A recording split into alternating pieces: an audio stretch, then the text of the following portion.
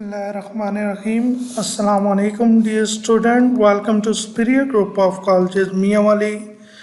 बेटा अपने last lectures के अंदर हमने डिस्कशन की थी कि मैथमेटिका क्या है और उसके बेसिक फीचर्स कौन कौन से हैं, और साथ में हमने मैथमेटिका को कंप्यूटर पे इंस्टॉल करने का तरीका भी देखा था। उम्मीद है जिन स्टूडेंट के पास लैपटॉप होंगे या कंप्यूटर अवेलेबल होगा उन्होंने इंस्टॉल कर लिया होगा। अगर नहीं किया तो बेटा जल्दी से इंस्टॉल कर लें, क्योंकि मैंने कहा था कि हम सारी चीज़ें प्रैक्टिकल करके देखेंगे तो तभी हमें सारी चीज़ें क्लियर भी होंगी और याद भी रहेंगी। इसी तरह बेटा जिनके पास अगर लैपटॉप वगैरह नहीं है तो वो मोबाइल पे भी एप्लीकेशन इंस्टॉल कर सकते हैं। वोल्फॉर्म मैथमेटिका के नाम से एप्लीकेशन है, लेकिन बेटा उसमें फिर आपके लिए इंटरनेट फैसिलिटी का होना ज़रूरी है और आप उस पर भी अपनी जो बेसिक कैलकुलेशन हैं वो इजीली परफॉर्म कर सकते हैं। तो बेटा आज जो हमने देखना है उसमें हम बेसिक कैलकुलेशंस और इसका मकसद असल में ये है कि हम समझ सकें कि हम इनपुट कैसे देते हैं मैथमेटिका के अंदर और आउटपुट हमें कैसे शो होती है और हमारा वो रिज़ल्ट कैसे जनरेट होता है, कैसे कंप्यूट होता है, कैसे एवल्यूएशन होती है, और साथ में हम चंद एक एग्जांपल भी देखेंगे और उन एग्जांपल्स को अगर हमें दोबारा चेंज करना हो तो हम कैसे चेंज कर सकते हैं।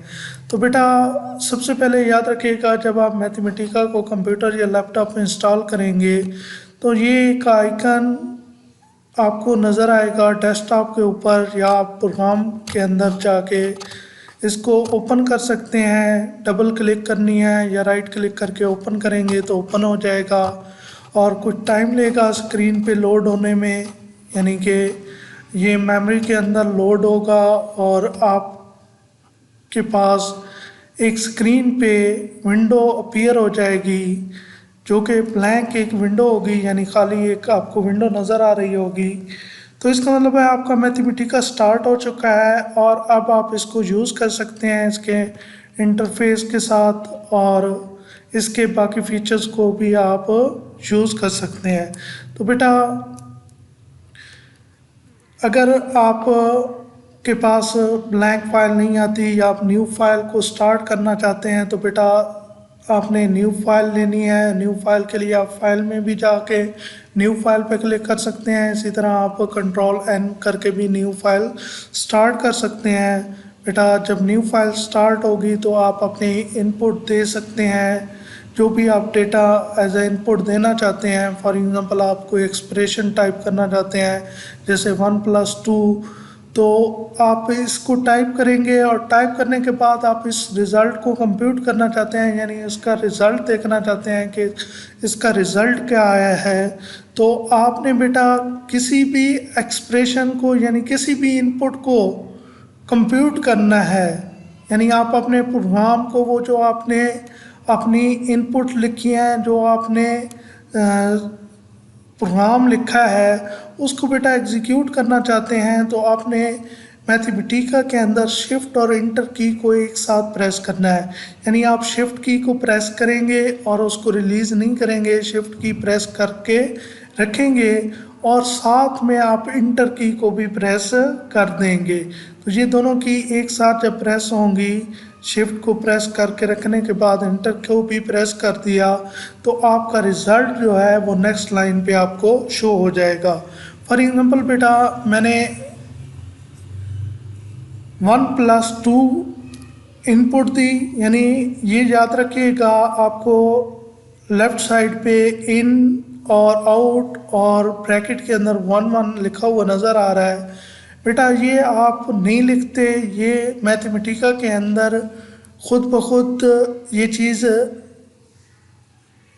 टाइप हो जाती है, ये शो हो जाती है। यानी ये पहले से ही आपको नज़र आएगी जब आप इनपुट देंगे और आपको आउटपुट शो होगी। तो इनपुट के साथ इन और इस तरह ब्रैकेट के अंदर कोई भी डिजिट हो सकता है। और बेटा ये इन जो है ये इनपुट को रिप्रेजेंट कर रहा होता है और ये जो आउट वाली लाइन है ये आउटपुट को रिप्रेजेंट कर रही होती है। यानी आपने सिंपली यहाँ पे टाइप किया 1+2, आपने ये इक्वल टू का साइन, ये कॉलन, ये ब्रैकेट, ये इन आपने नहीं लिखा, ये बिल्ट इन है, ये पहले से ही इसके अंदर मौजूद होगा। आपने जस्ट टाइप किया 1+2, 1+2 जैसे ही टाइप किया और इसके बाद 1+2 लिखने के बाद आप इसका रिज़ल्ट देखना चाहते हैं तो आपने प्रेस करना है शिफ्ट प्लस इंटर। यानी यहीं पे आपने प्रेस करना है शिफ्ट और शिफ्ट के साथ इंटर। तो जब ये करेंगे तो आपको नेक्स्ट लाइन पे 3 रिज़ल्ट नज़र आएगा और साथ में ये भी ऑटोमेटिकली आ जाएगा। बेटा ये आउटपुट को रिप्रेजेंट कर रहा होता है। तो ये पहली आपकी इनपुट थी तो इसलिए इसके साथ 1 आया और ये पहली आपकी आउटपुट थी तो इसके साथ 1 आया। अब देखिए इसी फाइल के अंदर आप दोबारा इनपुट देते हैं। जैसे एग्जांपल 2 के अंदर मैंने इनपुट दी 2 × 3 + 5। तो याद रखिएगा अब इनके अंदर जो डिजिट होगा वो 1 नहीं 2 आएगा, यानी ये हमारी दूसरी इनपुट है। इसी तरह जब हम शिफ्ट प्लस इंटर प्रेस करेंगे तो 11 हमारी आउटपुट आई। और याद रखिएगा अब आउट में जो ब्रैकेट के अंदर आएगा वो 2 आएगा क्योंकि ये हमारी दूसरी आउटपुट है। अब फॉर एग्जांपल बेटा इसके अंदर मैं कुछ चेंजेस करना चाहता हूँ, यानी मैं चाहता हूँ कि इस 1+2 को मुझे कुछ और लिखना था, 1+2 नहीं लिखना था। तो बेटा जस्ट सिंपली आपने क्या करना है कि माउस को इसके ऊपर ले जाके आपने क्लिक कर देना है तो ये एडिट फॉर्म में होगा, आप इसको एडिट कर सकते हैं।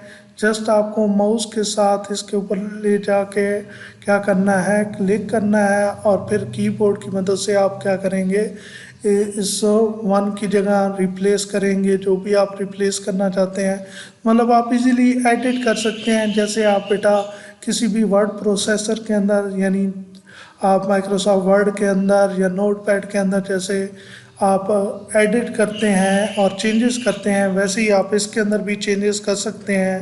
जैसे यहाँ पे बेटा एडिटिंग के लिए आप सिंपली माउस को ड्रिवन करेंगे टेक्स्ट और बेटा जो आपका है टेक्स्ट उस पे जाके आप क्लिक कर देंगे। यानी ये फीचर्स उसी तरह काम करता है जैसे वर्ड प्रोसेसर के अंदर हमारा mouse driven text editing features काम करता है। और आपने जस्ट माउस को उस प्लेस के ऊपर जाके क्लिक करना है और उसके बाद एडिट कर लेनी है एंट्री को। जैसे अब मैंने वही 1+2 को चेंज किया 3+4, यानी मैंने 3 और 1 की जगह 3 रिप्लेस कर दिया और 2 की जगह 4।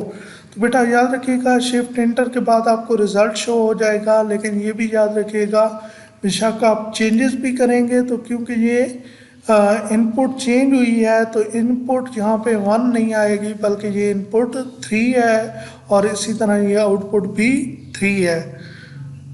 उम्मीद है बेटा आपको यहाँ तक आज का लेक्चर क्लियर होगा। किसी किस्म की क्यूरी है, किसी किस्म का कोई क्वेश्चन है तो बेटा पूछ लीजिएगा और बेहतर है आज इंस्टॉल करके इसको इम्प्लीमेंट करके देखिएगा ताकि आपको आगे जो हमने कॉम्प्लिकेटेड टास्क परफॉर्म करने हैं उनको भी अच्छी तरह से समझ सकें। थैंक यू सो मच बेटा।